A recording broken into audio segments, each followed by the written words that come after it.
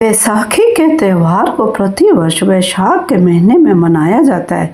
वैसे तो साल भर अनेक व्रत, पर्व एवं त्यौहार मनाए जाते हैं। बैसाखी को वैशाखी या फसल त्यौहार और नए बसंत के प्रतीक के रूप में अत्यंत उत्साह एवं धूमधाम के साथ मनाया जाता है। हिंदुओं द्वारा बैसाखी के पर्व को नए साल के रूप में अधिकांश भारत में मनाया जाता है। पंचांग के अनुसार बैसाखी के दिन आकाश में विशाखा नक्षत्र होता है। पूर्णिमा में विशाखा नक्षत्र होने के कारण ही इस माह को बैसाखी कहते हैं। अन्य शब्दों में कहें तो वैशाख महीने के प्रथम दिन को बैसाखी कहा जाता है। बैसाखी से पंजाबी नव वर्ष का आरंभ होता है। अंग्रेजी कैलेंडर के अनुसार बैसाखी को हर साल 13 अप्रैल या 14 अप्रैल के दिन मनाया जाता है। बैसाखी का पर्व सामाजिक और सांस्कृतिक के साथ साथ आर्थिक रूप से भी काफ़ी महत्वपूर्ण है। खालसा पंथ का स्थापना दिवस होने के कारण जहां यह सिखों के लिए पवित्र दिन है, वहीं हिंदुओं के लिए भी कई मायनों से खास है। ऐसी मान्यता है कि वैशाख माह में भगवान बद्रीनाथ की यात्रा की शुरुआत होती है। पद्म पुराण में वैसाखी के दिन स्नान का विशेष महत्व बताया गया है। सूर्य के मेष राशि में परिवर्तन करने यानी मेष संक्रांति होने के कारण यह ज्योतिषीय दृष्टि से भी महत्वपूर्ण होता है। सौर नव वर्ष का आरंभ भी इसी दिन से होता है। बैसाखी का पर्व उन 3 त्योहारों में से एक है जिसे सिखों के तीसरे गुरु अमरदास द्वारा मनाया गया था।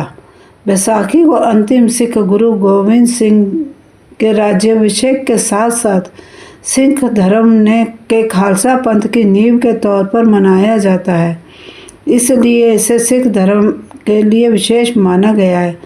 देश भर में बैसाखी को फसल के मौसम के अंत का प्रतीक माना जाता है, जो किसानों के लिए विशेष रूप से समृद्धि का समय है। बैसाखी के नाम से प्रसिद्ध है। यह खुशी और उत्सव का पर्व है। यह त्यौहार मुख्य रूप से पंजाब और हरियाणा के लिए महत्वपूर्ण होता है। बड़ी सिख आबादी के द्वारा बैसाखी बहुत ऊर्जा व जोश के साथ मनाई जाती है। यह त्यौहार पश्चिम बंगाल में पोहेला बोईशाख, तमिलनाडु में पुथुडू, असम में बोहाग बिहू, पुरामुद्दीन केरल, उत्तराखंड में बिहू, ओडिशा में महाविष्णु संक्रांति और आंध्र प्रदेश और कर्नाटक में उगादि के रूप में धूमधाम से मनाया जाता है। इस पर्व के दिन सूर्य की स्थिति में परिवर्तन होने के कारण धूप तेज होने लगती है, साथ ही गर्मी का आरंभ हो जाता है। सूरज की गर्माहट से रबी की फसल पक जाती है, इसलिए किसानों के द्वारा इसे एक उत्सव की तरह मनाया जाता है। अप्रैल के महीने में सर्दी पूरी तरह समाप्त हो चुकी होती है और गर्मी का मौसम शुरू हो जाता है। इस त्यौहार को मौसम में होने वाले कुदरती बदलाव के कारण भी मनाया जाता है। बैसाखी से जुड़ी पौराणिक मान्यता ऐसी पौराणिक मान्यता है कि गुरु तेग बहादुर, जो सिखों के 9वें गुरु हैं, वह औरंगजेब के साथ युद्ध करते हुए शहीद हो गए थे। उस समय तेग बहादुर मुगलों द्वारा हिंदुओं पर किए जा रहे अत्याचार के खिलाफ लड़ रहे थे।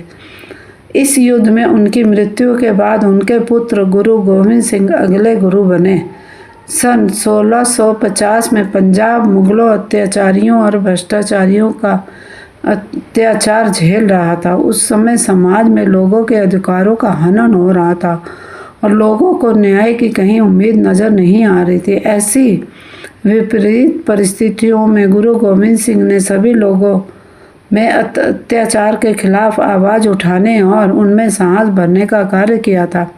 उन्होंने आनंदपुर में सिखों के संगठन का निर्माण करने के लिए लोगों का आह्वान किया। इस सभा में ही उन्होंने तलवार उठाकर लोगों से यह सवाल किया कि आप में से वे बहादुर योद्धा कौन है जो बुराई के खिलाफ शहीद होने के लिए तैयार है। उस समय सभा में से 5 योद्धा सामने आए और इन्हीं 5 योद्धाओं को पंच प्यारे कहा गया, जिन्हें खालसा पंथ का नाम दिया गया।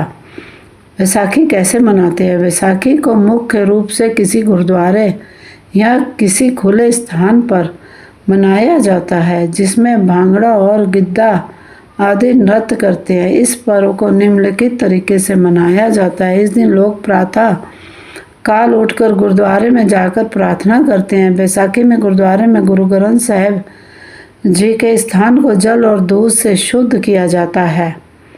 उसके बाद पवित्र किताब को ताज के साथ उसके स्थान पर रखा जाता है। इसके बाद किताब को पढ़ा जाता है और अनुयायी ध्यानपूर्वक गुरु की वाणी सुनते हैं। इस दिन श्रद्धालुओं के लिए विशेष प्रकार का अमृत तैयार किया जाता है जो बाद में बांटा जाता है। परंपरा के अनुसार अनुयायी एक पंक्ति में लगकर अमृत को 5 बार ग्रहण करते हैं। अपराह्न मुहूर्त में अरदास के पश्चात गुरु को प्रसाद का भोग लगाकर अनुयायियों को दिया जाता है। सबसे अंत में लोग लंगर का सेवन करते हैं। वीडियो को लाइक अवश्य करें।